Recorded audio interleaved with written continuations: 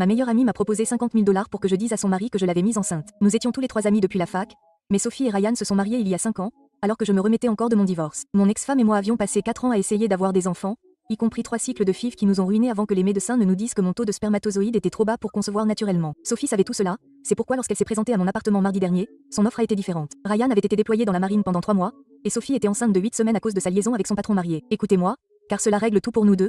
D'accord, dites à Ryan que le bébé est de vous et que nous avons fait une erreur en état d'ébriété un soir pendant son absence parce que nous étions tous les deux seuls. Il vous pardonnera parce que vous êtes son meilleur ami et il sait que vous avez été déprimé de ne pas avoir d'enfant. Vous ferez partie de la vie de ce bébé pour toujours en tant qu'oncle amusant qui est en fait le père biologique. J'ai sauvé mon mariage avec un homme bien au lieu de le faire exploser pour un cadre qui ne veut pas quitter sa femme de toute façon. Nous avons tous les deux ce dont nous avons besoin. Je n'arrivais pas à croire qu'elle admette avoir couché avec son patron avec autant de désinvolture en sortant un test de grossesse positif et en le déposant sur le comptoir de ma cuisine comme si c'était une sorte de contrat. Tu as toujours voulu être père et c'est ta seule chance. Ryan t'aime et il te pardonnera parce qu'il pensera que c'était juste une erreur. Elle a laissé le test sur mon comptoir et est sortie en disant que Ryan serait à la maison dans 6 jours et que le calcul serait évident. Je suis resté assis là à fixer ce petit signe plus pendant des heures. Une partie de moi voulait dire oui parce que c'était ma seule vraie chance d'être père. Le lendemain matin, j'ai appelé Sophie et je lui ai dit non parce que je ne pouvais pas faire ça à Ryan. Elle s'est tue, puis a dit « Tu vas vraiment laisser ton orgueil détruire 3 vies ? Ryan mérite mieux que la vérité, et tu mérites d'être père. » 2 jours plus tard, Ryan m'a appelé. Il parlait avec beaucoup d'enthousiasme de son projet de faire une surprise à Sophie en rénovant la chambre de sa fille. Nous avons essayé pendant 1 an avant mon départ, alors croisons les doigts pour avoir bientôt de bonnes nouvelles. Et, tu seras le parrain, n'est-ce pas? Je ne vois personne en qui j'aurais plus confiance pour mon enfant. Le mot confiance m'a frappé comme un poids physique et j'ai su que j'avais fait le bon choix. Mais ce soir-là,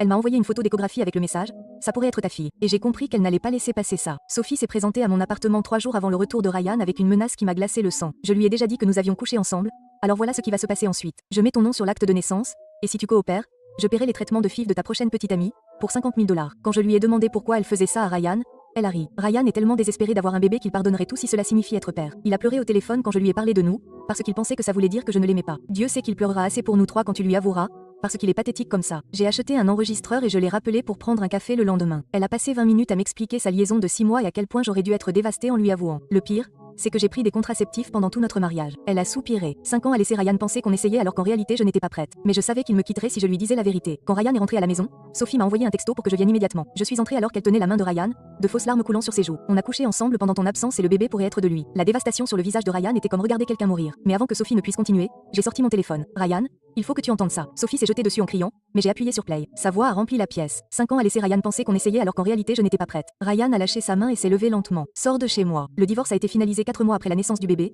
Ryan obtenant la garde exclusive. Nous la coparentons désormais après qu'il a dit que je pouvais l'adopter comme 2e parent. Sophie a perdu son emploi lorsque la femme de son patron a eu les enregistrements, et nous ne l'avons pas vue.